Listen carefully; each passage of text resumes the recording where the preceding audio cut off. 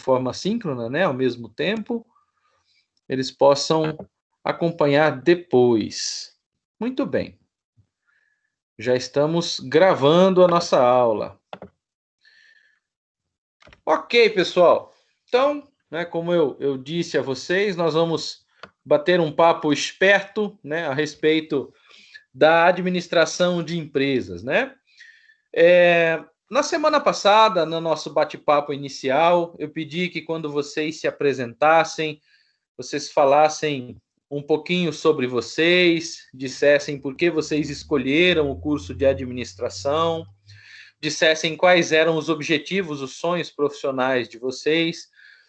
E nós vimos, né, as respostas mais diversas. Alguns querem seguir na área, alguns querem montar o próprio negócio, outros querem seguir outras carreiras. Temos profissionais de outras áreas que estão fazendo também o curso de administração.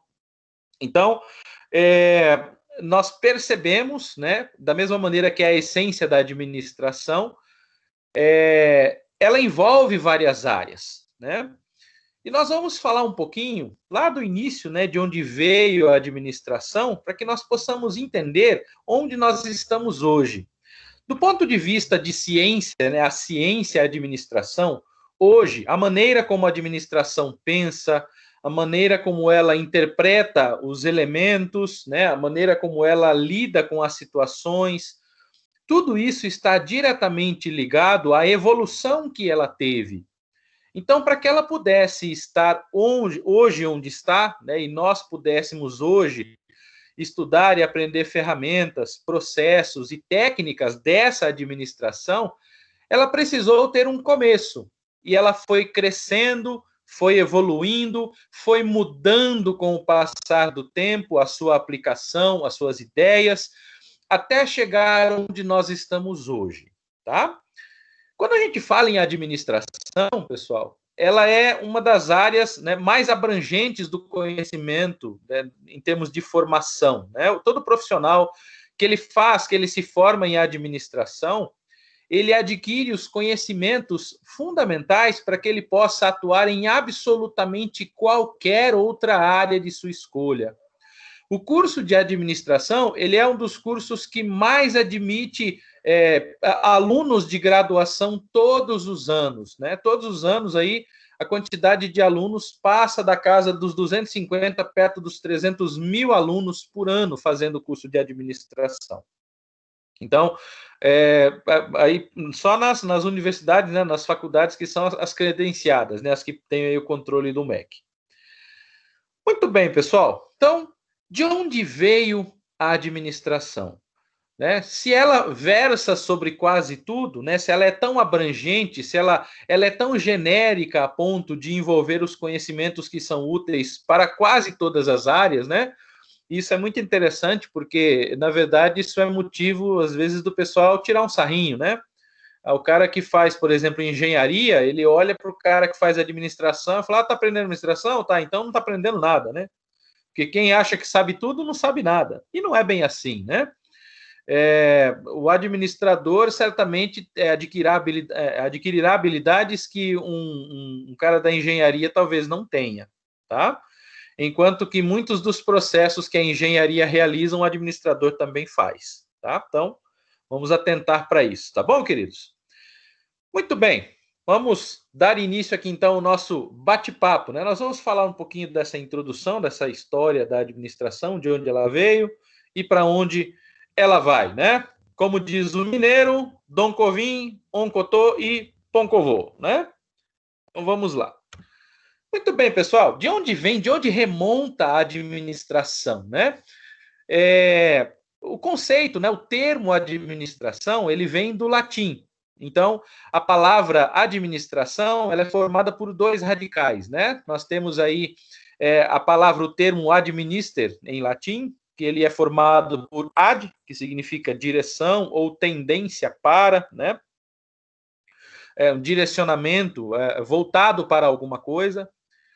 E o termo, né, minister, que significa subordinação ou obediência.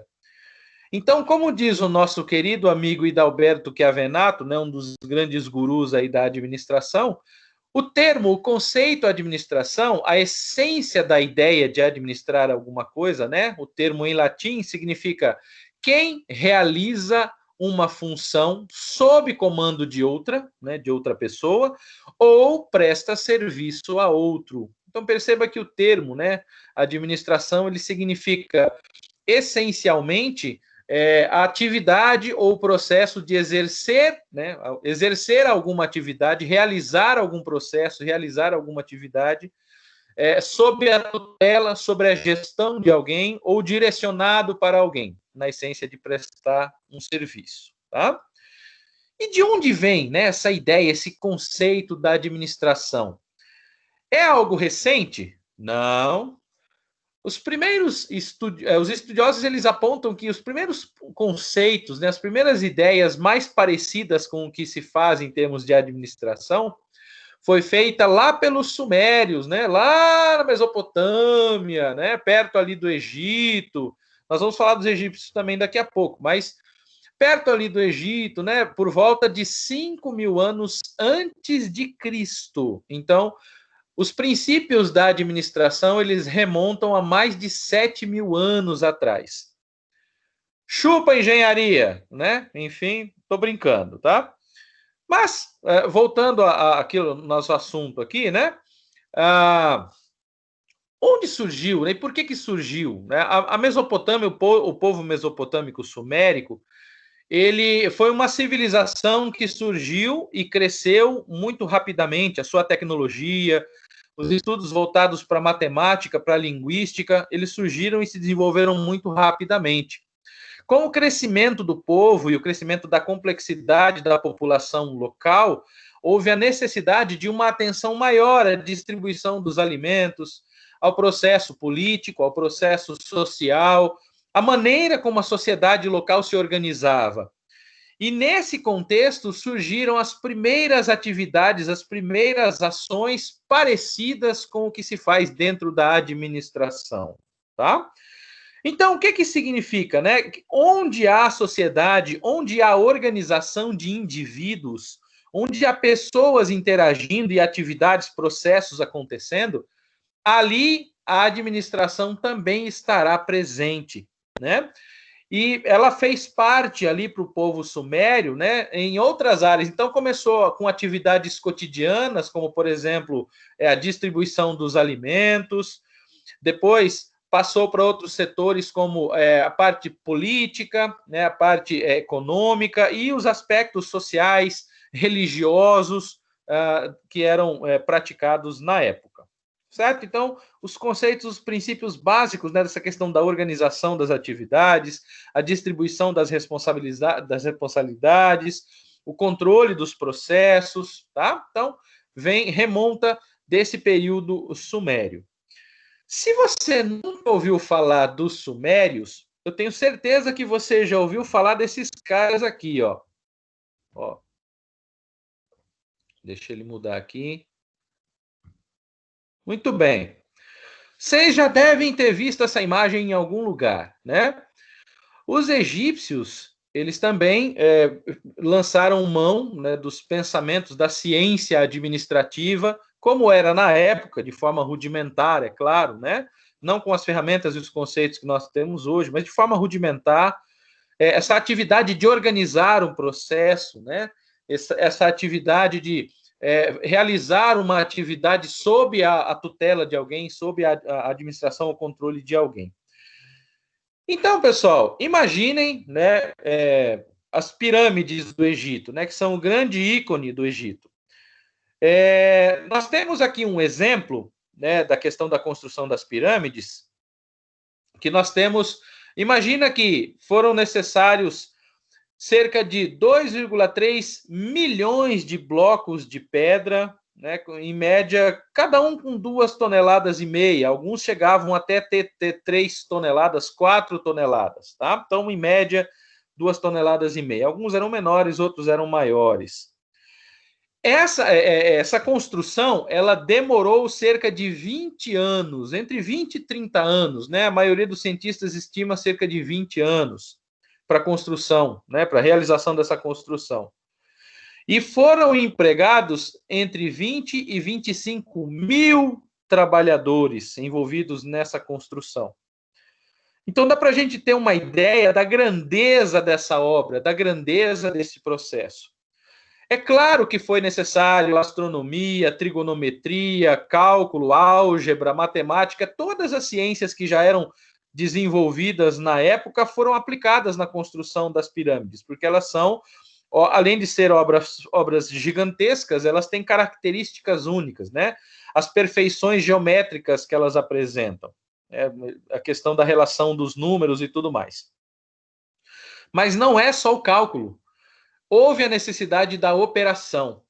Imaginem essa quantidade de gente por 20 anos, o tanto de alimento necessário, o tanto de coordenação necessária para saber o que seria feito, por quem seria feito, como seria o transporte, como seria a colocação desse material, de onde viria o material. Então, olha a complexidade envolvida no projeto da construção das pirâmides, né? Na verdade, esses dados que eu falei para vocês não é das pirâmides, é de uma pirâmide, a pirâmide de Gizé, a maior de todas elas. Nessa imagem, vocês podem observar, né, que a foto foi tirada aí de uma das quinas, né, das pontas ali dos lados da pirâmide. E nós temos, na parte de baixo da imagem, se vocês observarem, tem um rapazinho sentado em uma das pedras na base da pirâmide. Por ele, sentado ali, dá para a gente ter uma ideia da escala, né? A grandeza desse monumento, que tem cerca de 160 metros de altura. Certo, pessoal?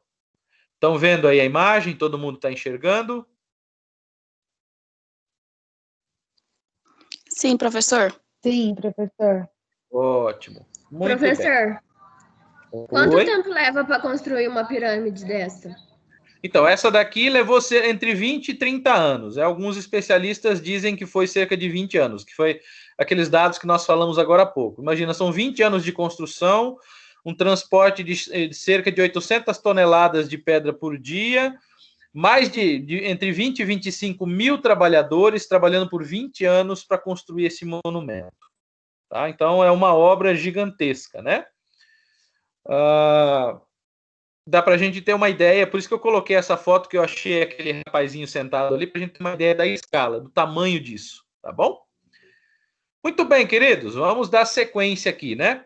Quando nós falamos, né, dessa questão do processo da evolução da administração, esses princípios que foram desenvolvidos lá pelo pessoal da Mesopotâmia, que chegou aqui no Egito e tudo mais, esses mesmos conceitos da administração, eles, por um longo período de tempo, né, eles não evoluíram muito, porque não existiam novos cenários, novas situações. Então, a administração ela consistia basicamente em organizar essas tarefas e supervisionar, né, para que ela acontecesse. Porém, né, ela dá um salto muito grande quando nós chegamos na era da Revolução Industrial. Então, quando nós temos ali a primeira Revolução Industrial, nós vamos falar sobre essas revoluções daqui a pouco, tá bom? De uma forma mais aprofundada, mas apenas para que você tenha em mente, né? Que quando teve a Revolução Industrial, com o surgimento da máquina a vapor, né? O equipamento que era movido por carvão, né? Então, essa época da primeira Revolução Industrial, houve uma grande transformação que foi puxada pelo carvão, né, como fonte de energia, pela máquina a vapor, que utilizava a energia, o calor produzido pela queima do carvão para poder converter água em vapor e utilizar esse vapor como força motriz para a movimentação de equipamentos diversos, né? A questão da própria aplicação do ferro como principal insumo para a construção tanto de máquinas, quanto de equipamentos, quanto da própria construção civil. Então, nessa época, são quando começam a surgir os primeiros prédios, né, as primeiras estruturas maiores que são baseadas no ferro, tá? Então, aí, 1780 e pouco, né, lá vai pedrada daí para frente, tá? Essa primeira revolução industrial, pessoal, ela é comparada, né, à transformação que aconteceu na época mais ou menos com o que aconteceu aqui na nossa revolução digital. Então, quando chegou a tecnologia da computação, né, imagina que todos os equipamentos eles eram operados de forma manual. E, de repente, chega a tecnologia da computação e ela começa a entrar nas empresas, a entrar nas indústrias, e essa tecnologia ela vai mudando a maneira como os equipamentos são operados, porque agora você não precisa mais fazer uma operação manual, você tem uma programação feita em um computador, esse computador opera a máquina. Então, essa mesma transformação que consumiu, que mudou radicalmente a nossa época recente, né? Ela é comparável àquilo que aconteceu na primeira Revolução Industrial. Imagina a transformação que foi na época, né? A mudança que isso trouxe para os processos industriais, principalmente nos Estados Unidos, tá? Estados Unidos, Inglaterra e França, né? Esse grande conglomerado aí, tá bom? Então, né, só para seguir aqui o nosso roteiro, o nosso textinho. Então, com a Revolução Industrial, veio a necessidade de organizar os estabelecimentos que estavam nascendo e trazendo consigo situações que nunca foram vivenciadas. Nessa mudança que nós estamos falando, essa transformação. Imagina uma empresa surgindo, já baseada na força da produção, né, o seu processo fabril baseado no vapor, né, nas máquinas movidas a vapor. Então era uma situação nova, né? E as pessoas elas precisaram compreender como era essa situação e precisaram criar mecanismos para poder acompanhar essa transformação, para poder gerenciar esse processo, né? E essa necessidade levou os profissionais de diversas áreas a buscarem soluções específicas para os problemas que ainda não existiam na época.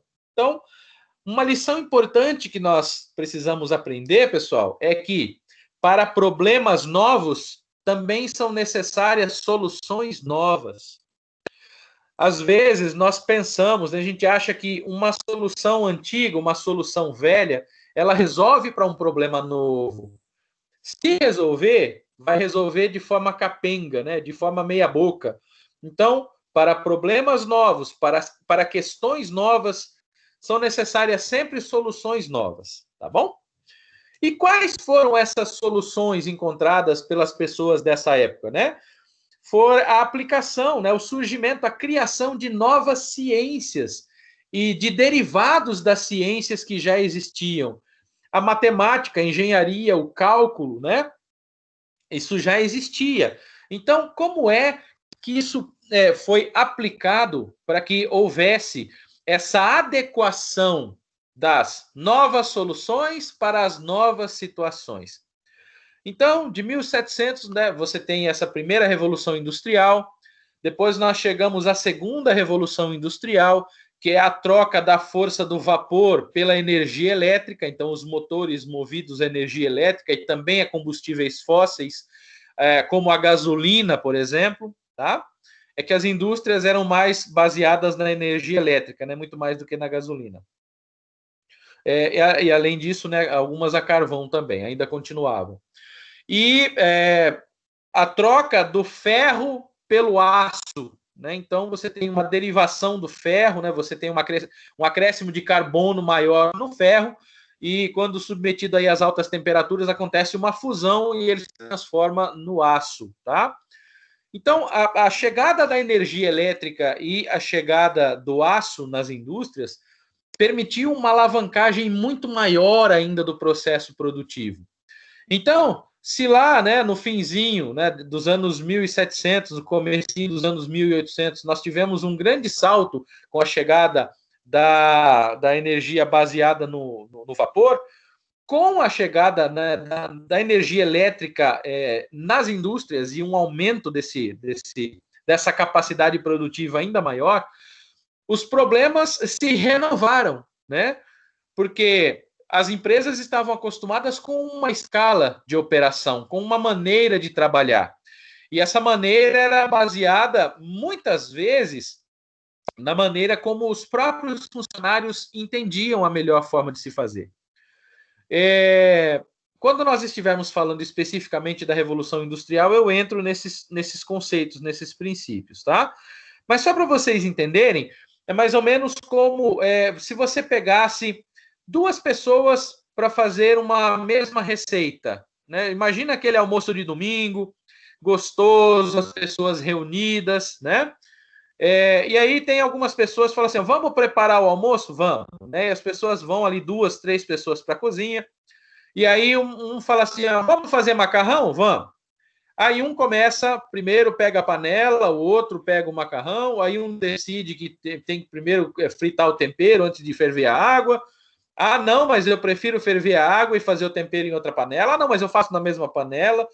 Cada um tem um método, cada um tem uma forma diferente de fazer um mesmo processo para chegar a atingir um mesmo objetivo. As indústrias da época eram parecidas com isso, né?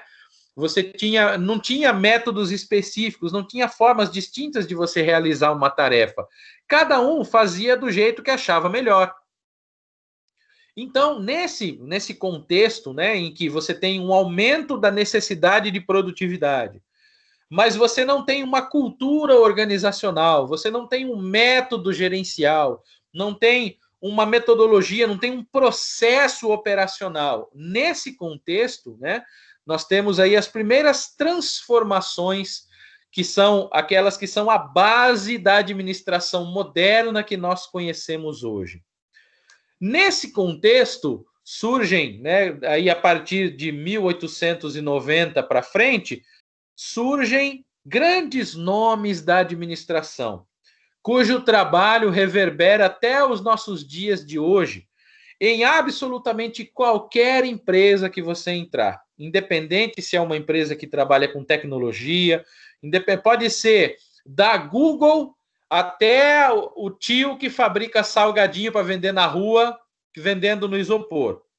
Todas as organizações terão em seus processos a herança daquilo que esses caras criaram, daquilo que eles desenvolveram, tá? O primeiro que nós podemos citar aqui, né, que é o pai da administração clássica, tá? Pai da teoria clássica da administração, é o Henri Fayol. Depois nós vamos falar sobre cada um deles, pessoal. Nós vamos estudar cada uma dessas teorias administrativas, vamos entender o que eles aprenderam, o que foi que eles criaram para que isso pudesse derivar a nossa administração moderna hoje, tá?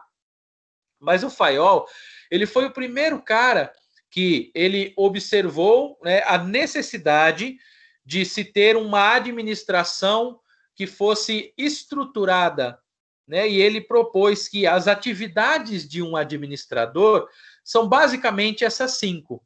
Tudo aquilo que um administrador faz, para Fayol, está baseado, está dentro dessas 5 tarefas, dessas 5 grandes atividades: planejar, organizar, coordenar, comandar e controlar. Nós vamos aprender depois o que significa cada um desses itens, tá bom? Mas como nós estamos dando uma passeada pela história ainda, vamos seguir em frente, né? Além do Fayol, o Fayol veio um pouquinho depois, tá? O primeiro, o carro-chefe, né, dessa mudança, dessa grande transformação do pensamento e do processo administrativo, foi esse primeiro cara aqui, o Frederick Taylor, né? O primeiro da foto aqui. O Frederick Taylor, ele é o pai da administração científica. Ele foi o primeiro cara que falou assim, olha, eu acho que para esse negócio funcionar, a gente tem que criar um método. Eu acho que para esse negócio funcionar, para essa empresa dar certo, nós precisamos pensar de um jeito diferente. Nós precisamos entender o processo como um todo, para que depois a gente possa analisar cada uma das partes e determinar a melhor forma de fazer cada uma delas. Se nós fizermos cada uma das partes bem, nós faremos o todo bem também. Então ele foi o primeiro cara que teve essa ideia, né? Depois, na sequência, nós temos o Ford, deixa eu trazer ele antes do Fayol aqui, né? Tem o Ford, o Henry Ford. Vocês já devem ter ouvido falar desse cara. Alguns de vocês devem até dirigir algum carro, né? Ou já dirigiram, ou dirigem, ou vão dirigir algum carro que é fabricado pela empresa que esse cara fundou, que é a Ford Motor Company, né? Que existe até hoje e que fabrica os automóveis da Ford, tá, pessoal? É esse cara aqui, o Henry Ford. Ele revolucionou a indústria, né? Primeiro veio o Taylor. O Taylor fez a primeira revolução. Aí vem o Ford. O Ford pega aquilo que Taylor fez e melhora, deixa ainda melhor. Aí depois nós temos o Fayol, né? O Henri Fayol vem um pouco depois, aí por volta da década de 20, entre 1916 e 1920, vem o nosso amigo Fayol. E depois, né, nós temos aí o Max Weber, né, que é o idealizador, né? Não foi ele, né? A teoria ela se baseou na obra dele, né? Do economista Max Weber. Os princípios que estruturam a teoria burocrática da administração, tá? Entre todos esses caras aqui, né, tem uma outra teoria que também é muito importante e que ela cria as bases, principalmente da gestão de pessoas, que é a teoria das relações humanas. Nós vamos dar uma olhadinha nessa teoria administrativa também. Essas 5 que eu falei para vocês, pessoal, teoria científica, o Fordismo, a teoria clássica da administração, a teoria burocrática e a teoria das relações humanas, elas são a base, né? Elas são a âncora, os fundamentos da administração moderna. Tudo aquilo que nós vivemos hoje é herança desses caras. Houveram outras teorias depois, outras formas de pensar depois, mas todas elas derivam direta ou indiretamente daquilo que esses caras fizeram, tá? Eles são os grandes responsáveis, os grandes idealizadores aí da nossa administração moderna. Muito bem, né? Então, a partir daí, né, dessa estrutura da administração moderna, nós podemos, conhecendo esse fundamento, conhecendo essa introdução do assunto, falar um pouquinho, né, do que é administração hoje, né? Como é que nós entendemos a administração hoje, né? É normal as pessoas falarem que a administração é administrar pessoas e gerenciar recursos. É muito mais do que isso. Administrar pessoas e gerenciar recursos são algumas das tarefas, das atividades feitas pelo profissional de administração. Mas o profissional, a área de administração e o profissional administrador, ele vai muito além disso. Nenhuma, absolutamente nenhuma organização subsiste sem atividade administrativa. Nenhuma, independente de qual seja ela. Você pode não ter um profissional de administração trabalhando com o tio que faz a coxinha para vender no isopor na rua. Pode ser que ele não seja formado em administração, mas por instinto, as atividades que ele realiza têm, em algum momento, algum princípio dentro da administração. Seja atendendo um cliente, seja comprando a matéria-prima, seja definindo qual é o processo de produção e conservação e transporte do produto dele, seja administrando as finanças do negócio dele, para que parte ele reverta para si, parte ele reverta para o próprio negócio. As atividades dele, mesmo que por instinto, terão base na administração. Ah, mas se ele faz, então, já administração, por que ele precisaria, por exemplo, estudar administração? Porque a diferença entre você fazer por instinto e você fazer utilizando a técnica correta é gigantesca. Um instinto leva a gente a errar. Na grande maioria das vezes você erra e você aprende com o próprio erro. Mas fazendo uso da técnica adequada e do método correto, você vai ter uma possibilidade de expansão dos seus acertos gigantesca, coisa que você jamais faria utilizando apenas um instinto, tá? Então vamos lá, né? Como nós entendemos a administração moderna, a administração hoje? O que é administração para nós hoje? A administração ela é o ato de trabalhar com e através de pessoas. Com e através de pessoas, a fim de realizar os objetivos tanto da organização quanto dos seus próprios membros.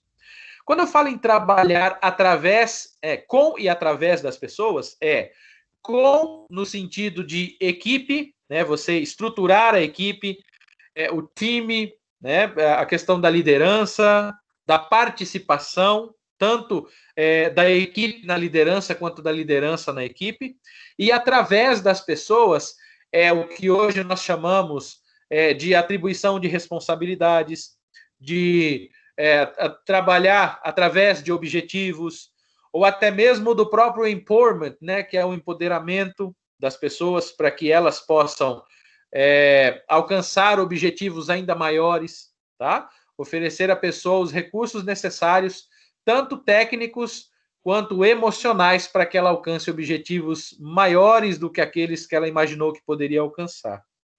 Então, o administrador hoje, ele entende que ele tem que trabalhar ao mesmo tempo com pessoas e com processos. Envolver as pessoas nos processos e estruturar os processos para as pessoas. E esses dois elementos caminham juntos. Dentro do conceito de pessoas, nós vamos ter a motivação, a liderança, a capacitação, o gerenciamento, o empoderamento, entre outros. Dentro dos recursos, nós vamos ter equipamento, finanças, tecnologia, inovação, criatividade e por aí vai, tá?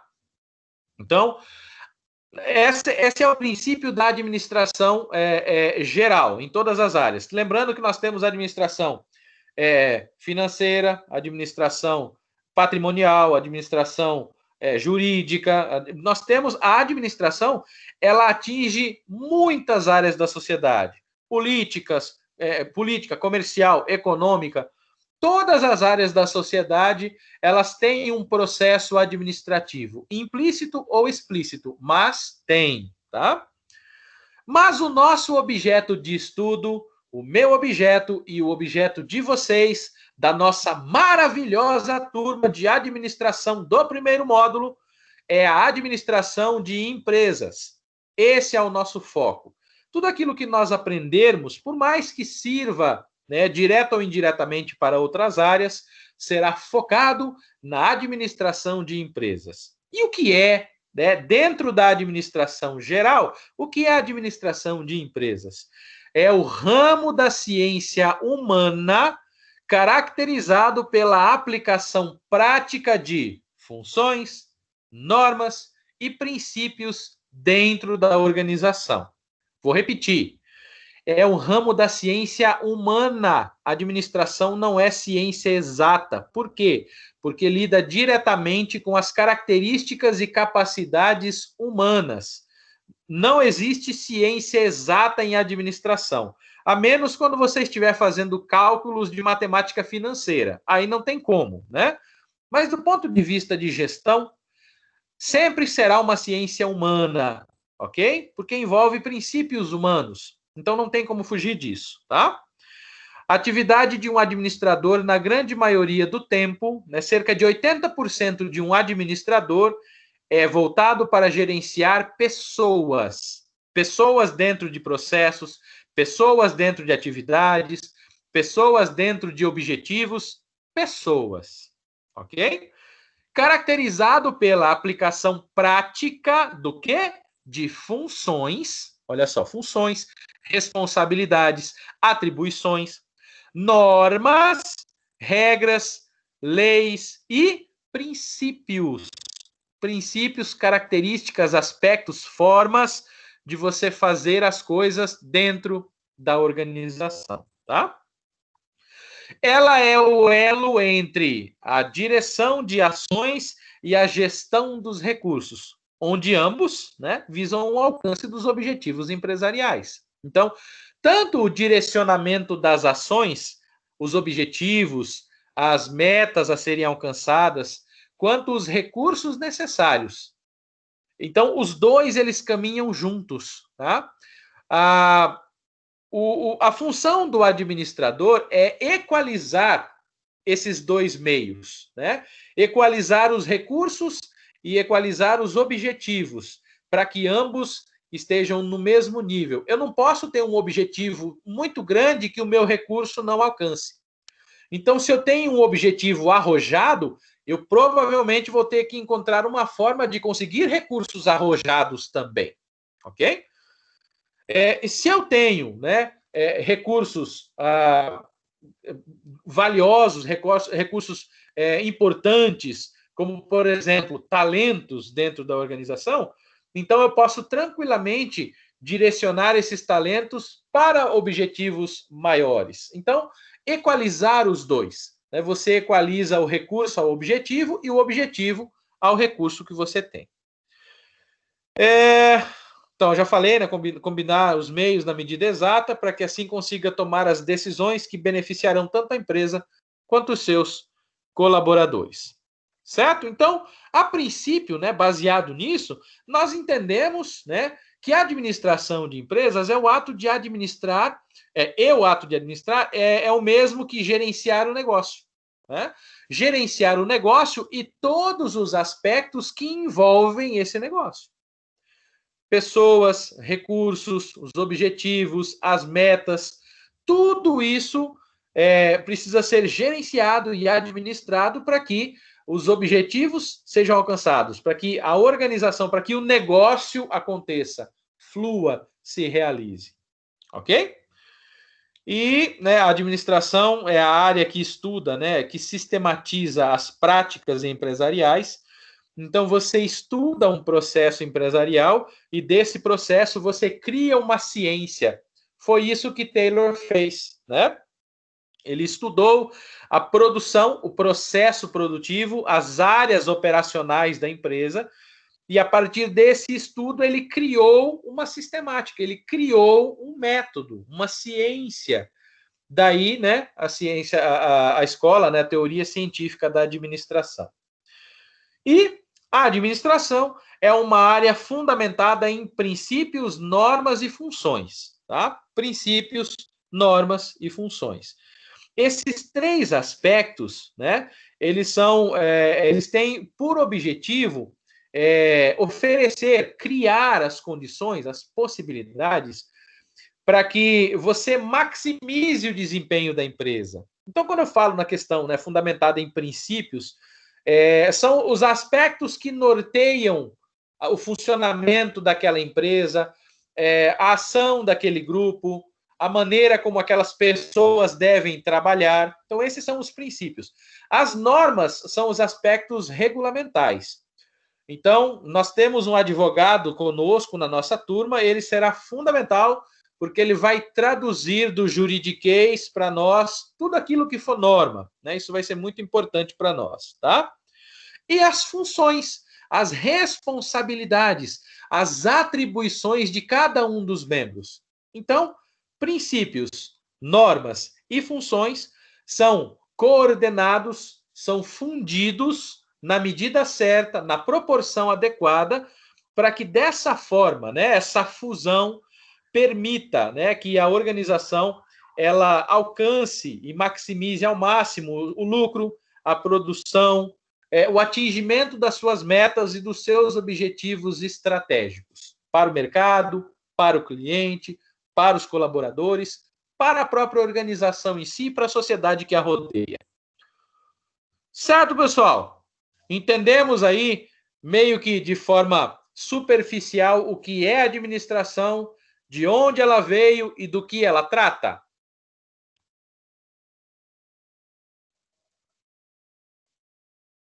Sim, professor. Sim, foi legal. Legal. Até aqui tudo bem? Tá claro para vocês? A maneira como eu estou falando, como eu estou me expressando, os termos que eu estou usando, vocês estão compreendendo? Preciso mudar alguma coisa? Como é que tá aí para vocês?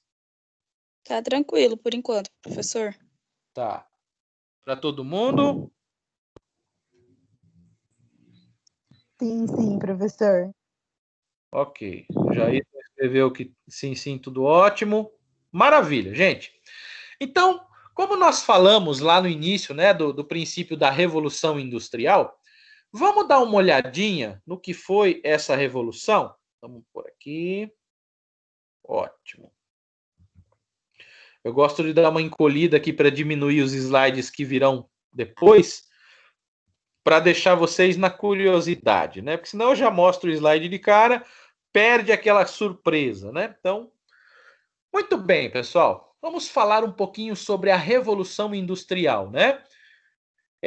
Eu comentei com vocês as duas primeiras revoluções industriais. A primeira, né, que foi baseada no vapor e no carvão e no ferro. A segunda, que foi baseada nos combustíveis fósseis, como principalmente os derivados do petróleo, como a gasolina, a energia elétrica e o aço, né? E nós temos uma terceira revolução industrial, que talvez a gente nem imaginasse que ela existiu, né? Ou que ela existe, ou que possivelmente nós estamos passando por ela, ou ela está passando por nós, né? Então vamos dar uma olhadinha no que foi, né, a Revolução Industrial e quais são os impactos que ela gerou para a indústria e, consequentemente, também para nós, né, para a administração. Muito bem. Então pensem o seguinte, né? Lá na Idade Média, nós tínhamos as pessoas que trabalhavam como artesãos, né? A manufatura acontecia em pequenas oficinas, na casa das pessoas, em pequenos vilarejos, né? Nós tínhamos apenas nos grandes centros, nas grandes cidades, em alguns poucos lugares, algumas fábricas, algumas indústrias, mas o conceito de indústria naquela época era diferente, né? Hoje, quando a gente fala em indústria, em fábrica, você imagina uma grande estrutura, cheia de equipamentos, cheia de processos acontecendo. Não era bem assim, né? As fábricas daquela época eram como se fossem ateliês onde você tinha um grupo de artesãos que trabalhava junto, né, fazendo um produto ou prestando um serviço. Enquanto que na manufatura tradicional, né, a pessoa ela trabalhava geralmente sozinha, na sua própria casa, e passava esse conhecimento, né, era um conhecimento, uma habilidade que era passada de pai para filho, né? E quando você tinha as fábricas, você já tinha uma quantidade de pessoas trabalhando e normalmente essas pessoas elas respondiam aos comandos do dono daquele local, né? Imagina uma sapataria, por exemplo, um lugar que fabricava sapatos sob encomenda. Então o cliente chegava, comprava o sapato, tirava as medidas, né? E aí aquela empresa, empresa entre aspas, ela ia produzir o sapato. Então você tinha alguém que era dono daquele lugar, daquele ateliê, e as pessoas que trabalhavam ali prestavam o serviço fazendo os produtos.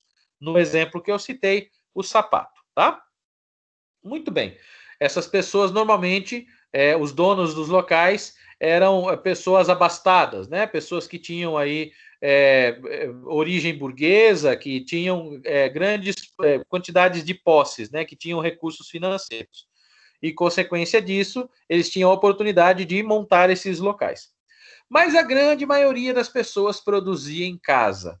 Então, para que a gente possa entender como é que foi essa transição, né, daquilo que era a manufatura tradicional, né, mais voltada para o artesanal, para a primeira indústria, imaginem o seguinte, tá?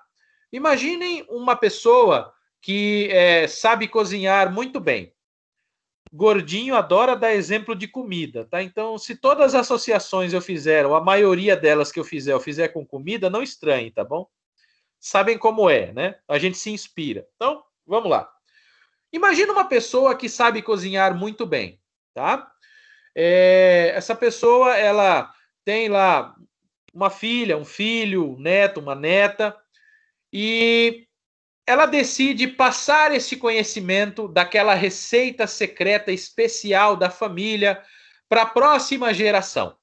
Então ela chama o filho, a filha, a neta, o neto, enfim, e essa pessoa chega e fala assim: olha, eu vou ensinar para você hoje a receita secreta da família. Sabe aquela que quando eu faço no almoço de domingo, todo mundo fica esperando, ansioso? Então, é aquela. Eu vou ensinar para você hoje todos os segredos. Muito bem. Então, essa pessoa chama esse jovem, esse aprendiz, né? Ele chega lá na cozinha e a pessoa fala assim: a primeira coisa que você precisa fazer é atentar para a altura do fogo. Não pode ser muito alto, não pode ser muito baixo, tem que ser na altura certa. Se for muito baixo, não cozinha direito. Se for muito alto, seca muito rápido. Tem que ser um fogo médio, muito importante. Aí vai falando as dicas, os segredos, vai ensinando o jeito de fazer, o jeito de cortar, o jeito de misturar. Então, esse conhecimento é passado para a próxima geração. Muito bem. Era assim que funcionava na época. Se tinha alguém que trabalhava com couro, né? Você tinha aí alguém que fazia curtimento de couro. Essas técnicas, esses ensinamentos eram passados para a próxima geração. Então, o cara ele tinha um filho, o filho se transformava no seu aprendiz, depois no seu ajudante e posteriormente assumia o negócio, né? Passava de pai para filho o negócio. Então, continuando aqui no nosso exemplo, tá? Aí, essa pessoa, né, que aprendeu a fazer a receita do jeito da mãe, do jeito da avó, do jeito do pai, um dia ela decide ir trabalhar num restaurante. Quando ela chega no restaurante, né, e o dono do restaurante falou assim: olha, eu gostaria de fazer um teste com você. Faz aquilo que você faz de melhor, é a sua melhor receita para a gente ver se você realmente sabe cozinhar. Aí a pessoa fala assim: haha, já sei, vou lançar mão da minha arma secreta, a receita da família, vou deixar todo mundo de queixo caído. Aí a pessoa começa a fazer. Enquanto ela está fazendo, né, o outro está observando, está prestando atenção.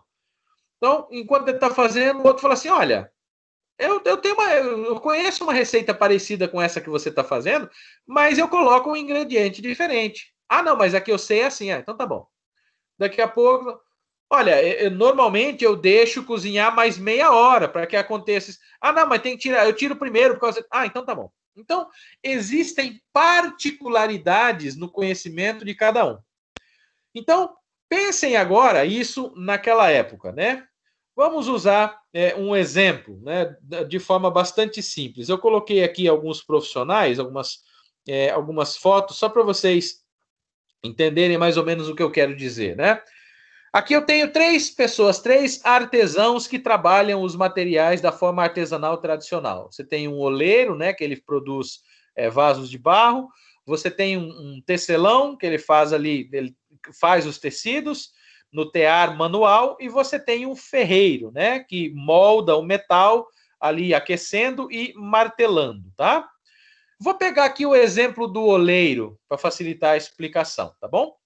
Então imagina, né, que o cara ele aprendeu, né, com o pai, que aprendeu com o avô, que aprendeu com o bisavô, as técnicas da olaria, como moldar o barro, como deixar no formato certo, no tamanho certo, do jeito certo. O oleiro, ele é senhor de todo o processo, ele conhece toda a atividade do começo ao fim.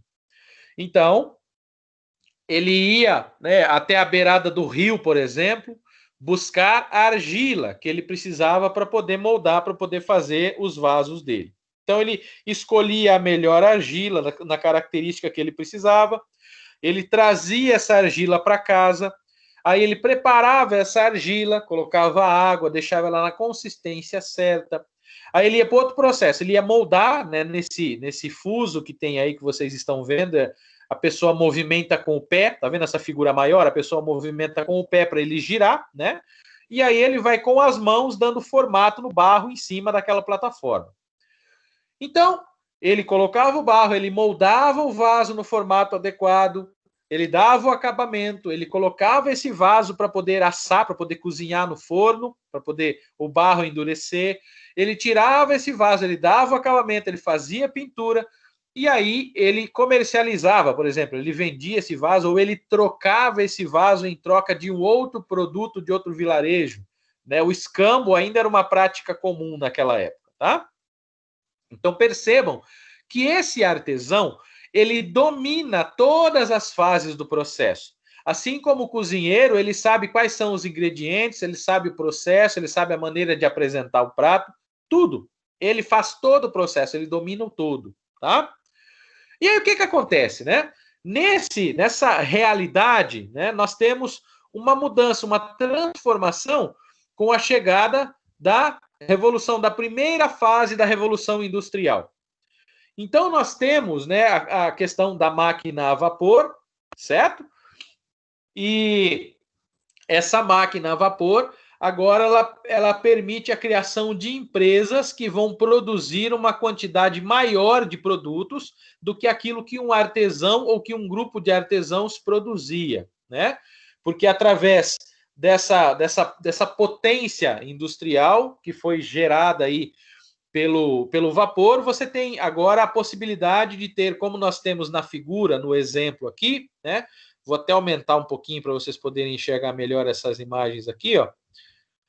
Como nós temos nessa figura, nesse exemplo, temos alguns locais onde, por exemplo, tecelagens, né? Enquanto o tear ele era movimentado manualmente, agora você tem um grande tear que faz uma grande quantidade de tecido e esse tear ele é movido através de roldanas, de correias, de eixos, e esses eixos são movimentados ou por roda d'água, dependendo do lugar, ou pela própria força do vapor, tá?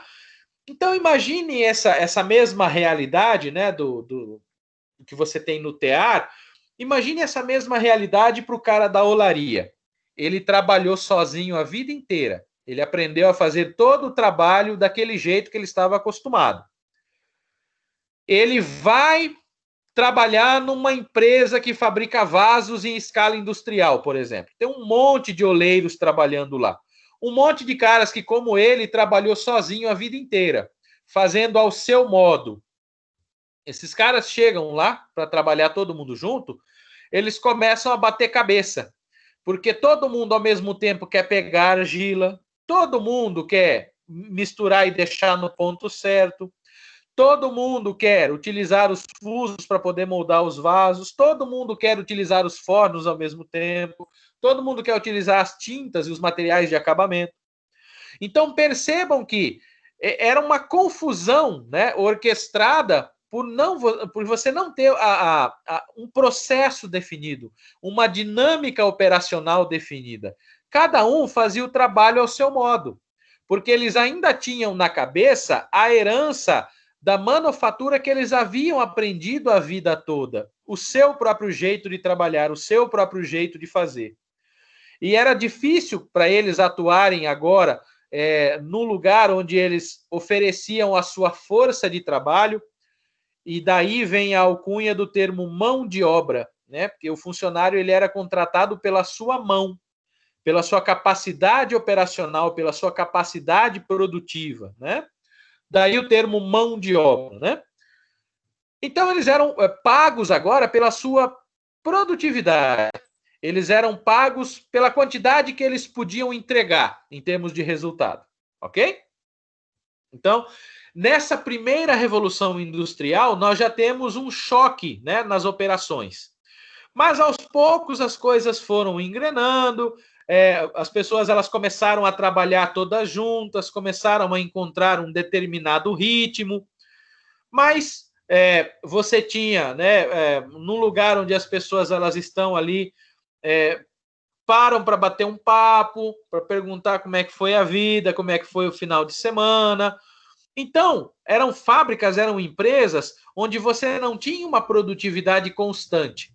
Na verdade, você não tinha nenhum controle da produtividade, porque haviam dias em que se produzia muito, haviam dias em que se produzia pouco. Então, você não tinha uma constância no resultado. E isso, efetivamente, não é bom, né?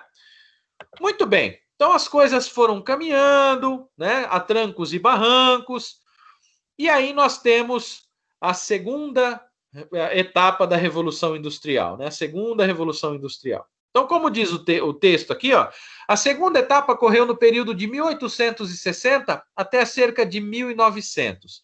Ao contrário da primeira fase, né, os países, como eu já falei para vocês, a Alemanha, a Rússia, que concentravam grandes riquezas, né, e maiores plantas industriais, ao contrário dos outros países, como Estados Unidos, por exemplo, Alemanha, França, Rússia e Itália também se industrializaram. Então, também esses países também criaram parques fabris, né?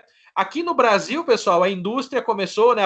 Nós tivemos uma revolução industrial tardia, né? Foi aí por volta de 1930, 1940, que nós tivemos o início, né, da industrialização aqui do país, que começou a indústria começou a se tornar menos dependente da agricultura, né, da produção agrícola, e começou a se tornar mais voltada para outros processos, para outras atividades, que não dependiam exclusivamente da agricultura. Então, o emprego do aço, a utilização da energia elétrica, dos combustíveis derivados do petróleo, a invenção do motor a explosão, né, o motor do automóvel, né, da época ali, por volta de 1885, né, quando foi inventado o motor a combustão interna, que para nós hoje é a combustão interna, nós chamamos, né? Na época era chamado de motor a explosão. Vai ver, mudaram de nome, porque você falar que o seu carro tem um motor a explosão pode dar medo nas pessoas, né? Mas a combustão interna, ela é uma explosão, né? Você sabe que é injetado combustível, entra o ar, o cilindro comprime, a vela dispara ali a faísca, acontece a combustão, e essa combustão movimenta o cilindro e esse processo se repete. Então, é uma explosão, tá? Por isso chamado motor a explosão. A invenção da locomotiva a vapor, o desenvolvimento de produtos químicos e outras inovações que foram introduzidas nesse período fizeram com que a indústria desse um outro salto, tivesse uma outra intensificação na produtividade. Nesse contexto, né, por volta ali de 1890, por aí, 1893, surge na praça o nosso amigo Frederick Taylor. Lembram dele que eu falei agora há pouco, né?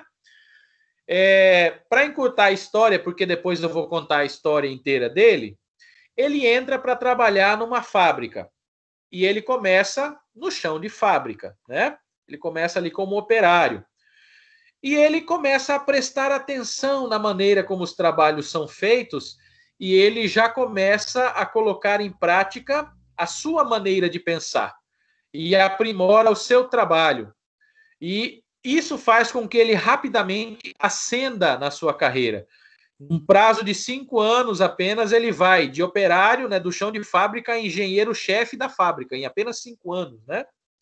E aí, quando ele já está com a possibilidade do comando, ele coloca em prática todos os princípios da administração científica que ele idealizou e que nós vamos aprender um por um. Tá bom, pessoal? Então, essa foi a segunda revolução industrial. Voltando para o nosso amigo oleiro, né?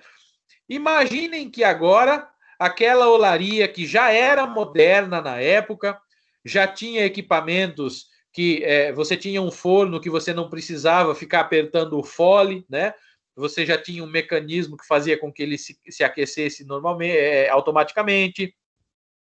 Você não tinha que ficar rodando, né, aquele fuso com os pés. Era um equipamento já, ele rodava, passava uma correia ali e rodava aquilo, você só tinha que moldar o barro. Então, já era moderno, né? E aí, nesse contexto, surge essa outra fase da revolução e muda tudo novamente. Você tem uma intensificação ainda maior dos processos produtivos. Mas, tal qual foi da primeira vez, essa segunda vez, as pessoas também estavam acostumadas a trabalhar ao seu modo. Então, mesmo com mais ferramental, mesmo com uma capacidade da fábrica ainda maior de produzir, ela ainda tinha dificuldade em consistência da produtividade, porque você não tinha controle efetivo sobre o processo. As pessoas faziam do jeito que elas queriam, paravam na hora que elas queriam para bater um papo, né? Imagina, se eu não mexer na bolinha de barro, ela está ali em cima da plataforma rodando. Eu estou olhando para ela está olhando para mim, e aí ela não vai a lugar algum, né? Então, eu não preciso ter muita pressa de ir lá e moldar ela, certo? Eu consigo dar uma enrolada, né? E foi aí que entrou o nosso amigo Taylor. Ele prestou atenção nessa questão de que as pessoas elas não tinham constância. Os métodos, eles não eram aprimorados. Enquanto você tinha um funcionário que produzia bem, você tinha outro que produzia menos. E isso não era desejável. O desejável é que todos fossem constantes e com uma produtividade que extraísse desse funcionário o máximo possível.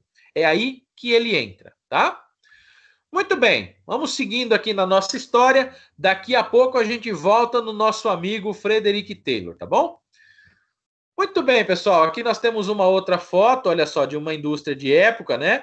Então vocês podem perceber que, ao contrário daquela primeira imagem que eu mostrei, com estruturas mais simples, olha só, você tinha um certo grau, né, de industrialização, um certo grau de mecanização, mas aqui, ó, você tem uma incidência muito maior de equipamentos, de aparatos, de ferramental, né? Só a gente correr os olhos pela imagem, a gente consegue perceber que você tinha uma quantidade mais intensa de pessoas, uma mais próxima da outra, né? Todo mundo aí, cada um fazendo uma função distinta dentro da operação ali, ó, até no momento. Então, essa imagem ela não deixa claro para nós como era a estrutura de produção da época, né? Aparentemente, nós já temos aqui um sistema mais voltado para o Taylorismo, mais focado na administração científica. E é muito interessante, pessoal, porque a maneira como eles encontravam de aumentar a produção na época era voltada para esses mecanismos aqui, ó. Não sei se vocês estão vendo onde eu estou passando o mouse aqui, ó. Estão vendo que nesse eixo vocês têm algumas polias com dimensões diferentes? Aqui vocês têm uma menorzinha e vai aumentando, ó. Um pouco maior, um pouco maior, um pouco maior, até que você tem uma grande lá no final. É como se fosse, né, a coroa e a catraca da bicicleta, né? Quando você coloca na coroa pequenininha, você tem menos movimento na parte da roda, né? Então, você tem a coroa girando mais rápido e a catraca lá atrás girando devagar. Você tem uma produtividade menor, mas em consequência disso, você tem mais potência, mais torque, né? Mais força. Já quando você coloca na coroa grande e na catraca pequenininha, você tem menos torque, menos força, mas em compensação você tem muito mais velocidade. É o mesmo princípio, né? Então, quando você faz a movimentação aqui, ó, você troca no eixo aqui em cima e troca no eixo do equipamento aqui embaixo, você tem um aumento ou uma diminuição da velocidade da operação do equipamento. Engenhoso, né? Muito engenhoso. Muito bem. E a terceira etapa da Revolução Industrial. Olha que legal, já tem um tablet na mão do cara ali. Ah, isso eu já conheço, né? A foto já não é mais em branco e preto. Opa, isso já está mais próximo de mim, está próximo da minha época. Sim, com certeza. Nós vivemos hoje a terceira revolução industrial, né? Que transforma os conceitos de logística em logística 4.0, que transforma os próprios conceitos de administração mais voltados para tecnologia, para o comportamento do administrador.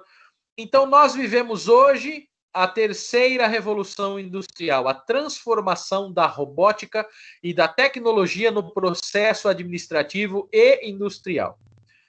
Então, queridos, nós hoje estamos, né, a partir ali da invenção do fax, né, do computador e do fax, nós já estamos vivendo a terceira revolução, a terceira fase da revolução industrial, que chega até hoje, até os nossos dias atuais. Certo, pessoal? Até aqui, estão acompanhando, estão entendendo? Tá difícil? Dá um feedback aí, por favor. Oi, professor. Oi? Tranquilo até agora. Ok. Mais alguém? Não? Tá bom, tá muito bom. Tranquilo. Ok. Então, estão conseguindo acompanhar tudo? Se eu fizer perguntas, vocês vão conseguir responder?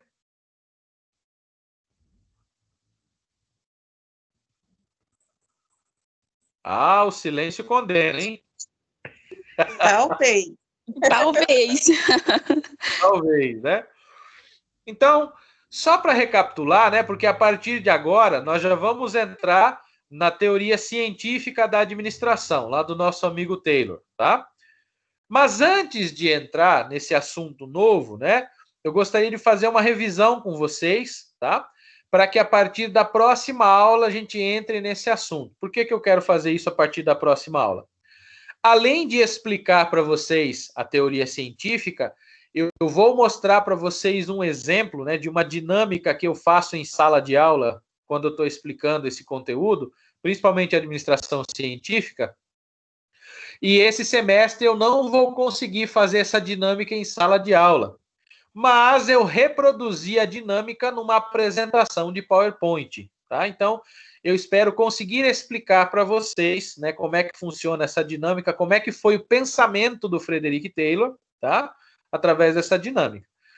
Porém, né, eu quero deixar para fazer na próxima aula, para fazer tudo dentro do mesmo assunto. Falar a respeito da administração científica e já entrar com o exemplo prático da administração científica, para isso poder ficar bem fixado na mente de vocês. Tá bom? Então, queridos, vou aproveitar, né, essa segunda parte da aula, essa parte final da aula de hoje, para relembrar alguns conceitos que nós aprendemos hoje, para ver se vocês realmente fixaram esse conteúdo e se vocês entenderam, né? Se vocês compreenderam. Lembrem-se que nós estamos desenvolvendo competências, né? Estamos aí agora aprendendo a parte do conhecimento, estamos absorvendo conhecimento, para que depois nós possamos praticar este conhecimento e desenvolver habilidades, e, de alguma forma, também moldando o nosso comportamento, as nossas atitudes, ok? Então, hoje o que nós estamos fazendo é desenvolvendo competências. Então, vamos ver se, pelo menos por enquanto, na parte do conhecimento, vocês estão afinados aí junto comigo, tá? Muito bem, pessoal. Nós falamos, então, no comecinho do nosso bate-papo, né? Uma introdução sobre de onde veio a administração, onde surgiu a administração. Qual é mesmo a civilização que é o berço da administração?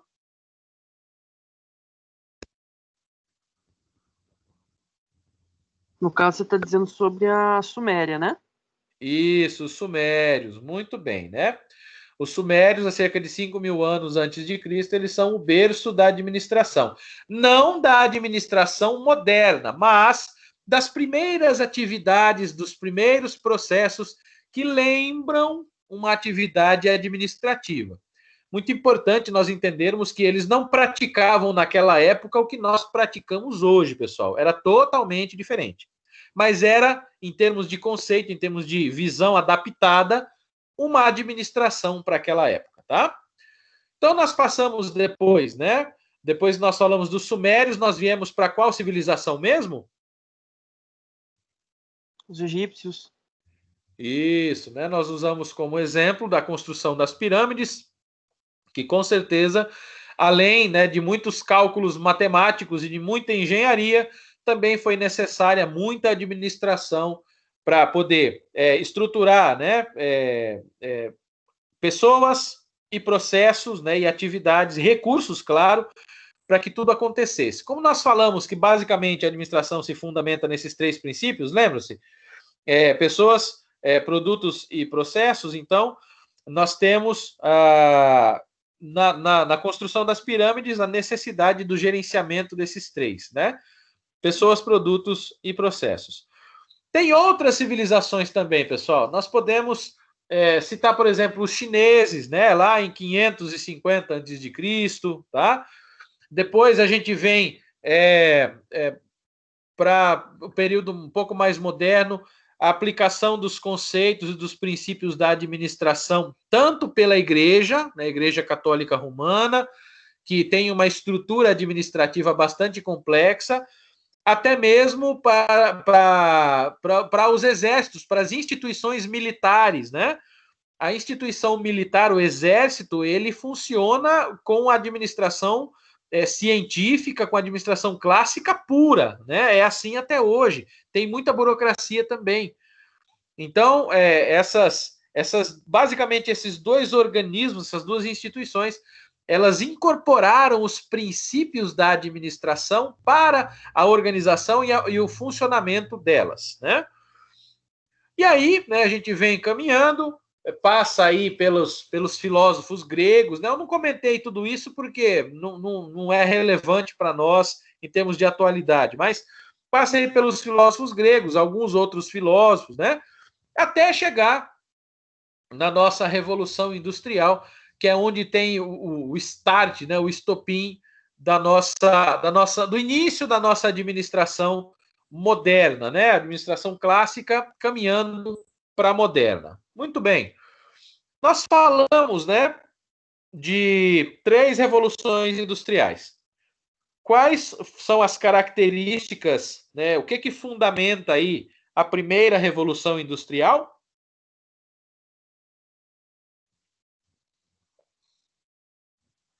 A primeira, no caso, foi quando começaram a descobrir motor a vapor, esse tipo de coisa, né? Isso, motor a vapor, o que mais? Peraí, agora você me pegou.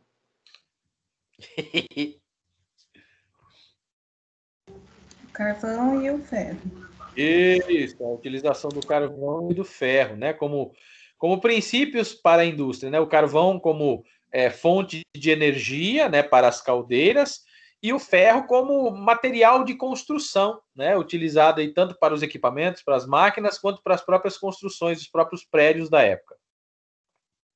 Daí que surgem, né? As estruturas de ferro, estruturas metálicas, daí que vem as amarrações, né, as percintas que a gente vê hoje, que são utilizadas até hoje nas construções, né? Aquele vergalhão, né? O vergalhão, ele é quase uma herança dessa época, né? Que foi utilizada para a estrutura das construções. Muito bem. Então, isso caracteriza a primeira revolução industrial. A segunda fase, né, a segunda revolução, é caracterizada pelo quê mesmo?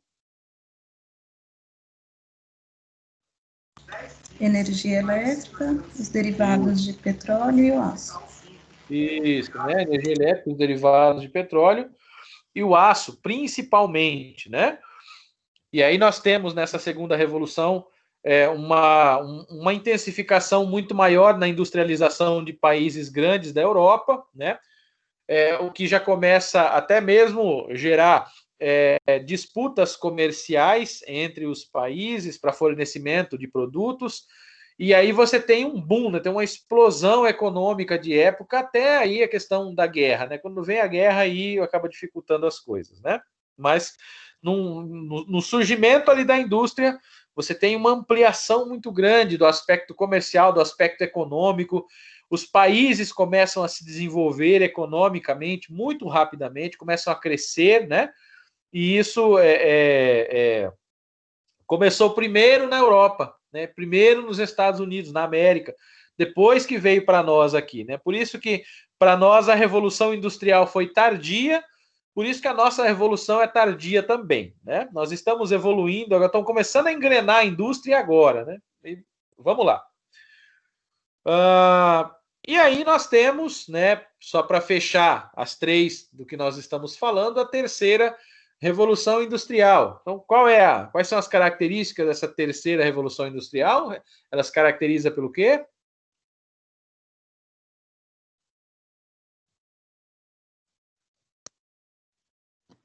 Engenharia genética, cibernética, a complexidade dos sistemas informatizados. Isso, né? Principalmente pela invenção do computador, né, e da robótica, né? A computação como mecanismo de transformação, né, e acompanhando a computação e outros aparatos tecnológicos, né, como nós usamos o exemplo do fax, né, a telefonia celular e por aí vai, né? Mas é do computador e da robótica para frente, tá? Muito bem, querido. Ô, gente, tem áudio aberto aí. Tem áudio aberto aí. Fecha o áudio para nós aí. Por favor. Muito bem. Então, falamos da questão das revoluções, né? E aí eu vou voltar ali para a segunda revolução. Nós estávamos falando sobre alguns camaradas, né? Que são camaradas muito importantes para nós hoje, né? Para os administradores de hoje. E eu falei, né, rapidamente sobre ali 5 deles, né, que nós vamos estudar posteriormente, e eu me ative mais a um, né? Qual foi ele mesmo?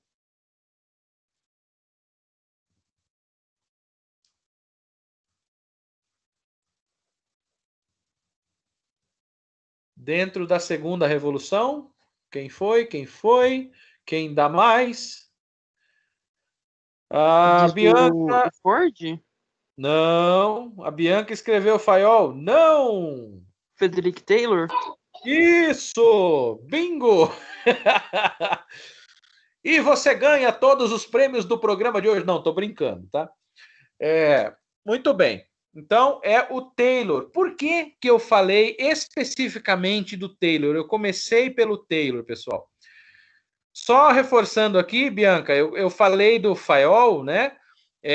Quando eu estava explicando a respeito da evolução do pensamento administrativo, que ele foi o primeiro que pensou a administração com essa divisão de cinco grandes grupos de atividades, de processos, né? Estruturando a atividade administrativa, tá? Mas na prática, na indústria, o primeiro cara que surge, né, e que propõe alguma coisa que é a administração, que é reconhecida efetivamente como administração na prática, né, como administração moderna, é o nosso amigo Taylor, tá? Ele é o primeiro cara que analisa o processo pela ótica da ciência, né? Ele não era um cara que ele chegava num processo produtivo e falava assim: olha, eu acho que se a gente colocar primeiro a porca e depois a arruela, dá certo. Possivelmente dará certo. Não, o que, que ele fazia?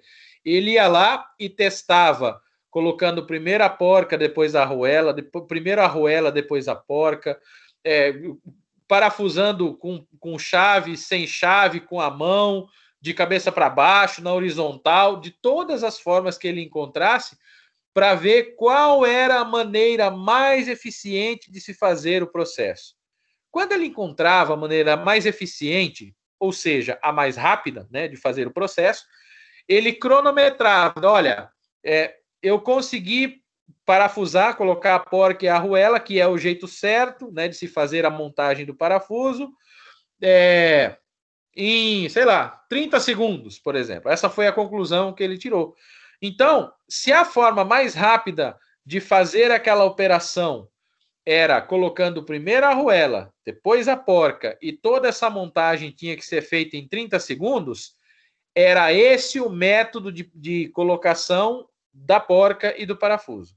Vai ser colocado primeiro a porca, aliás, primeiro a arruela, depois a porca, e depois vai dar um aperto, né? Meia volta de chave de aperto. Tudo isso demorou 30 segundos para ser feito. Então, essa é a melhor forma de fazer. Todo mundo que realiza essa atividade vai fazer desse jeito. Pasmem, as indústrias que têm produção, que têm fabricação, que têm montagem, que têm linha de processo, todas elas se baseiam nesse mesmo princípio até hoje. Se alguém aqui trabalhou ou conhece alguém que trabalha em qualquer fábrica que tem processo, que tem operação fabril, pergunte para essa pessoa, ou se você sabe, dê o seu testemunho. Se você não tem um tempo padrão para poder realizar uma determinada tarefa, para poder fazer a montagem de alguma coisa, a instalação de alguma coisa, a colocação de alguma coisa. Alguém tem essa experiência, já viveu essa experiência? Compartilhe conosco, por favor.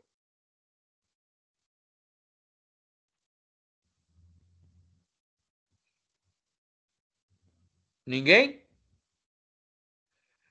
Ninguém nunca trabalhou em nenhuma indústria, em nenhum processo produtivo que tinha controle de tempo para poder realizar as atividades?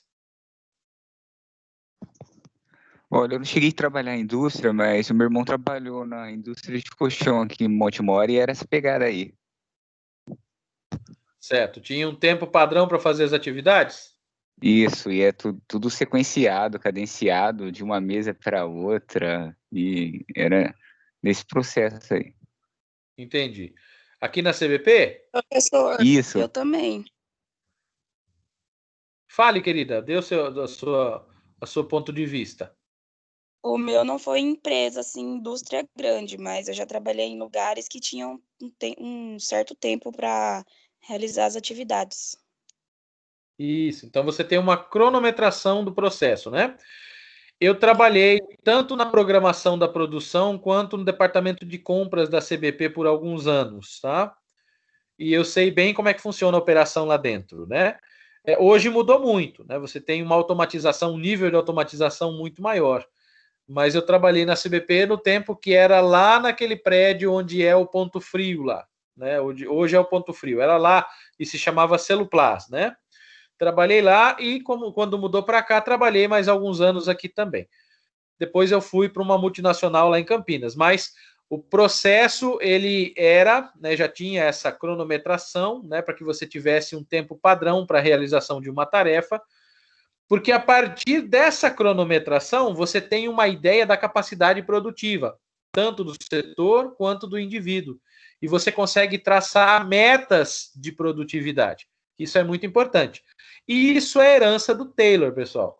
Quem criou isso foi o Frederick Taylor. Então, pode ser que você não tenha vivido essa experiência na prática, mas você deve ter, em algum momento da sua vida, entrado em um McDonald's, por exemplo. Se alguém aqui já comeu no McDonald's, vocês estiveram dentro de um sistema puramente taylorista, né? Entre Taylor e Ford, mas principalmente Taylor, porque no McDonald's não tem esteira, né? Não tem linha rolante de processo. São estações de trabalho.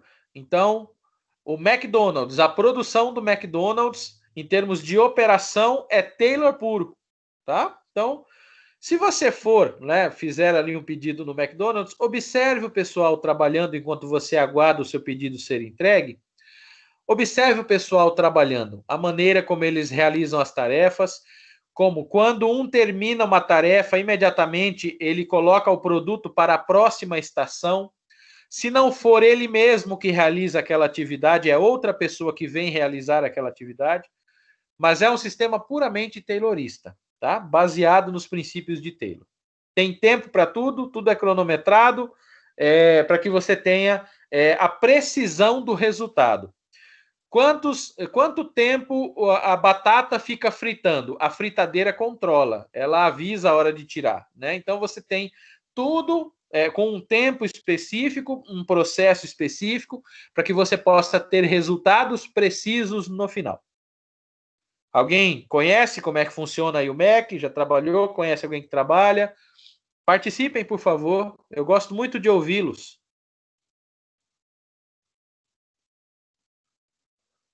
O meu irmão trabalha no McDonald's. E ele tem essa experiência? Ele já comentou a respeito? Tem que ser tudo cronometrado. A batata tem que ficar um tempo específico. Se passa disso, tem que jogar até fora. Sim. É tudo bem numa linha específica. Até os condimentos que são aplicados têm a medida certa, né? Você não põe a quantidade de ketchup e mostarda que você quer no lanche. Tem um dosador, né? Isso. Então, isso é para vocês entenderem, pessoal, né? Que o fato de você ter controle sobre o processo também te dá controle sobre o resultado. Foi isso que Taylor criou, tá? Na nossa próxima aula, nós vamos falar, né, sobre os princípios da teoria científica, vamos entender quais foram as ideias propostas pelo Taylor, quais são os conceitos que ele criou, por que essa teoria é chamada de teoria científica, né? E como prometido, eu vou mostrar para vocês o exemplo, né, da dinâmica das canetas, da utilização do sistema taylorista, imaginando uma fábrica de produção de montagem de canetas, para vocês entenderem na prática o que foi que Taylor fez. E eu garanto para vocês que vocês nunca mais vão se esquecer desse exemplo. Tá bom? Uma coisa muito importante, queridos, que eu quero saber sobre esse nosso primeiro bate-papo, sobre essa nossa primeira aula, é a respeito da nossa dinâmica, né? Da maneira como nós estamos trabalhando aqui, como eu estou explicando para vocês a terminologia que eu estou utilizando, a minha linguagem, as minhas expressões. Quando eu tenho oportunidade, né, eu faço uma brincadeira ou outra para tentar criar um ar de descontração. Queria que vocês me dessem aí o feedback sobre a minha metodologia de trabalho. Sejam francos, sinceros e objetivos, porque essa avaliação de vocês me ajuda a melhorar o trabalho para fazer uma aula melhor para vocês mesmos, tá? Por favor, deem aí as impressões Professor, de vocês. Oi. uma dúvida que eu tenho sobre o que você estava falando de ser tudo cronometrado nas empresas, não entra aquele, acho que sistema 5S, se não me engano. É igual? Não, o 5S ele é baseado numa filosofia japonesa. Ela já surge aí na década de 70 para nós aqui no Brasil, né? Então, ela vem depois, tá? Mas como tudo que vem depois acaba se baseando um pouco naquilo que veio antes, né? O 5S ele é uma variação de alguns aspectos das teorias científica, fordista, clássica. Como eu usei lá o exemplo no começo, tudo aquilo que nós temos hoje tem, de alguma forma, direta ou indiretamente, uma herança desses estudos que nós vamos fazer. E a teoria científica é uma delas, que acaba impactando na ferramenta do 5S, entendeu? Entendi. Obrigada, professor. Imagina. 5S, 6 Sigma, Kanban, tudo isso tem as suas bases aí nessas teorias, tá? Falem, queridos, por gentileza. Para mim, o jeito que você está explicando, tá tudo tranquilo. Tá bem legal. Ok, obrigado, Amanda. Mais alguém? Alguma dúvida? Gente, agora é hora de vocês participarem, porque só eu falo, eu canso de mim mesmo, sabe? Então, por favor, falem vocês agora, me ajuda aí. Bom, Eu achei particularmente que é também tô... muito boa. Opa, perdão, pode falar aí. Não, pode falar, solta a bronca, Mike. Ô, louco. Então, eu achei que é muito boa a aula, é muito fácil de absorver o conteúdo. Acaba dando para puxar mais fácil da cabeça quando você faz as perguntas. Legal, meu querido, muito obrigado. Bom, também gostei da metodologia, professor, achei ela bem versatilizada, os gráficos, os slides, os comentários, o próprio tom do discurso, ele é bem melodioso. Eu já fui locutor de loja e o professor tem uma voz muito boa. Muito obrigado. Achei legal. Muito obrigado. Eu sou profissional da área de eventos, meu jovem. Eu faço serviços de locução, mestre de eventos, né, mestre de cerimônias. Enfim, que legal. Então tá explicado. Eu estou há quase 30 anos na área de eventos, né? Então sabe tá como explicado. Legal. Obrigado. Quem mais, gente? Por favor. Alguém me critica, pelo amor de Deus. Nossa, eu ia fazer um elogio também. Então faça, pode fazer. Não, eu gostei muito que o senhor, quando o senhor passou os slides, o senhor não ficou lendo, foi muita explicação. O slide foi só uma base que o senhor tinha que, né, falar com a gente. Tem muito professor, eu já tive muito professor que lia o slide assim, a gente ficava boiando a aula inteira, porque não entendia nada.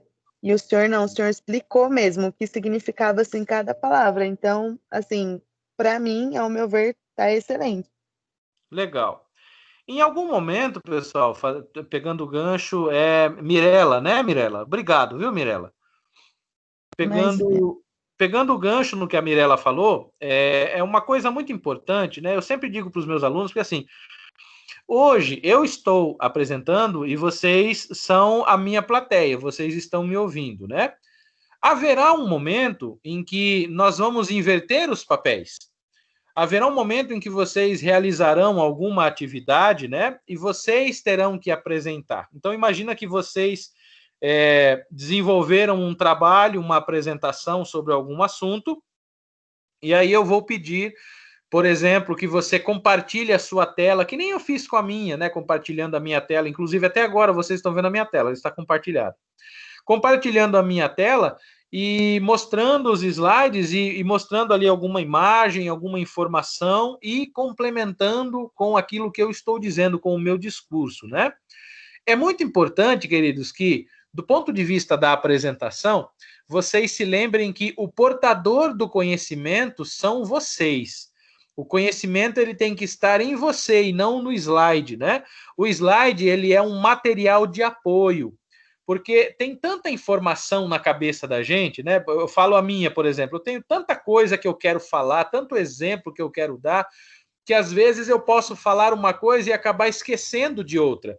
Então, o slide, ele serve como um guia, ele é um material de apoio para que eu me lembre da sequência das coisas que eu tenho que dizer e não me esqueça de dar algum exemplo, de falar a respeito de alguma informação que é importante, que é relevante. Então, para vocês, lembrem-se disso, né? O portador do conhecimento é você. Todo o material que você usa, seja um slide, seja um vídeo, o que quer que seja, é material de auxílio, é material complementar. O porta-voz tem que ser você, o conhecimento tem que vir de você, tá bom?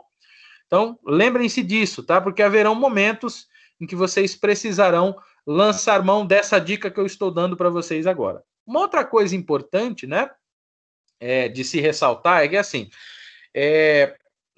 num dos combinados que eu faço com vocês, e eu não faço no primeiro dia, eu deixo para fazer hoje, porque é importante que a gente já veja qual vai ser a dinâmica de trabalho, é que funciona mais ou menos assim, ó.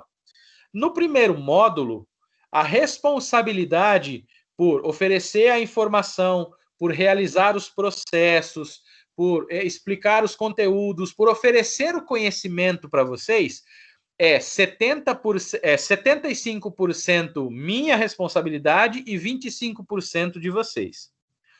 No segundo módulo, quando nós trabalharmos, as responsabilidades serão compartilhadas. A busca do conhecimento, a pesquisa, a busca complementar de informação, ela é meio a meio, 50% de vocês, 50% minha. No terceiro módulo, a conta inverte, né? Eu mostro o caminho, dou as informações básicas e 75% da responsabilidade é de vocês, de pesquisarem, de buscarem informação, de aprenderem a respeito do assunto. Por quê, pessoal? Porque não tem quarto módulo. E a partir do término do terceiro módulo, a responsabilidade por continuar estudando, por continuar aprendendo, por continuar buscando conhecimento, é 100% de vocês. Então, ao longo desses 3 semestres, eu já vou condicionando vocês, já vou preparando vocês, conscientizando vocês da necessidade de serem autônomos na busca pelo conhecimento. Eu expliquei agora sobre a Revolução Industrial, eu expliquei agora sobre os primórdios da administração. Nada impede de vocês, por curiosidade, por terem gostado do assunto, por desejarem mais ainda do que aquilo que vocês já receberam, irem atrás de algum site, irem atrás de um vídeo do YouTube e complementarem este conhecimento de forma autônoma, de forma baseada na própria vontade, no próprio desejo de vocês. Um profissional de administração precisa ter esse desprendimento, precisa ter essa atitude de autonomia, não só na busca do conhecimento, mas outras áreas também. Eu estou usando apenas como exemplo. Entenderam essa balança que eu disse para vocês? No primeiro módulo, 75 meu, 25 de vocês. No segundo módulo, 50-50, né? 50-50. No terceiro módulo, no terceiro semestre, 25 minha, 75 de vocês, porque eu vou direcionar vocês, vou ver se está certo, se está errado, vou conferir, vou apontar os pontos de melhoria, e no quarto semestre, né, que é quando termina o curso, é 100% de vocês. Tá bom? Entenderam a proposta?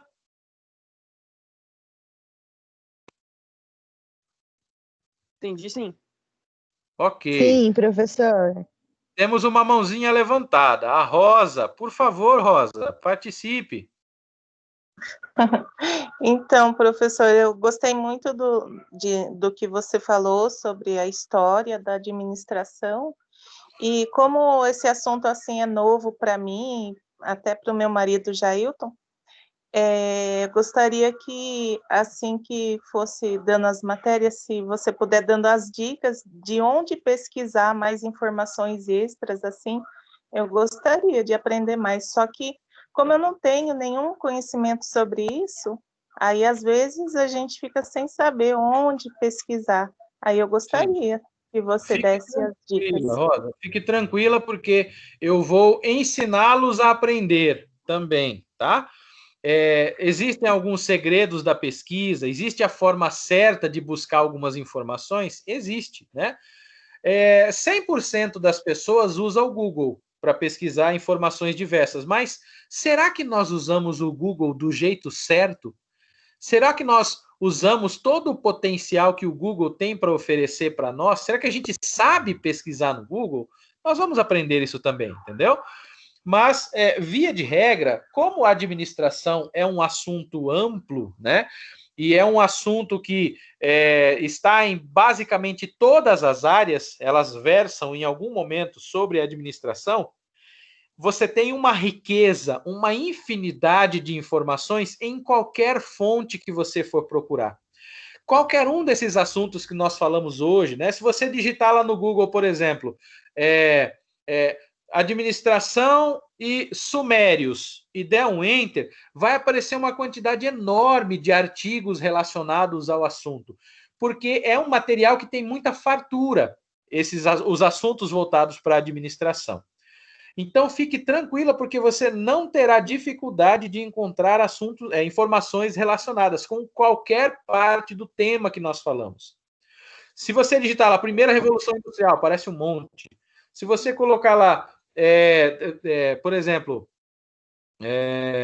Frederick Taylor, aparece um monte. Então, são assuntos que têm uma gama gigantesca de material de pesquisa. Fique tranquila, porque não faltarão fontes de pesquisa complementar de informação sobre esses assuntos que nós vamos trabalhar, tá bom? Pode ficar sossegado. Tá Quem bom, mais, querido? legal. Imagina, eu que agradeço.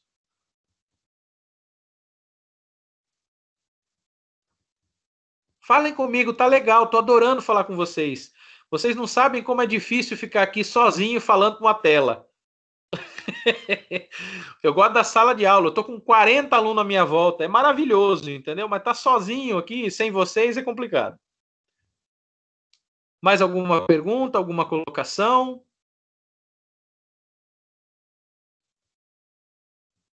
Não tem nenhuma mãozinha levantada? No momento, acho que não.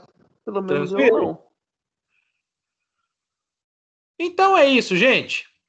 Esse vídeo está sendo gravado, né? Eu vou salvar a gravação do vídeo, vou subir esse vídeo para um canal do YouTube, tá bom?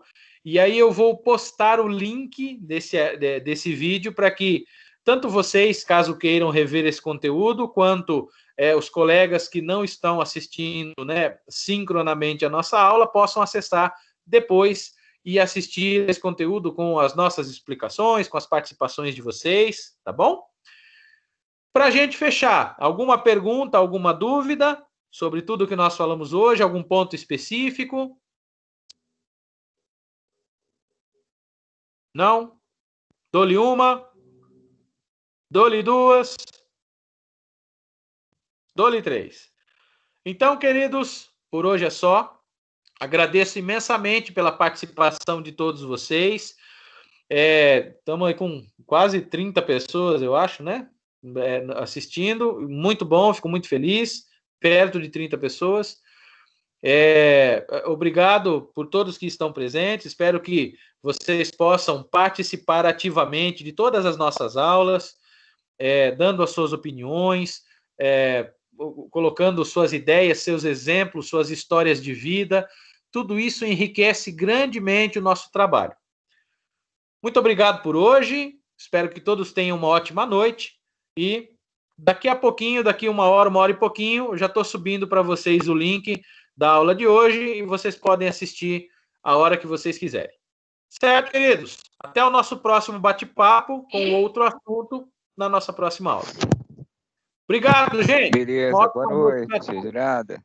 Boa noite. Boa noite, professor. Boa noite, Obrigada. professor. Tchau, Boa pessoal. noite, gente. Boa noite, professor. Boa noite, gente. Fiquem Boa com Deus. noite. Até a próxima aula. Amém.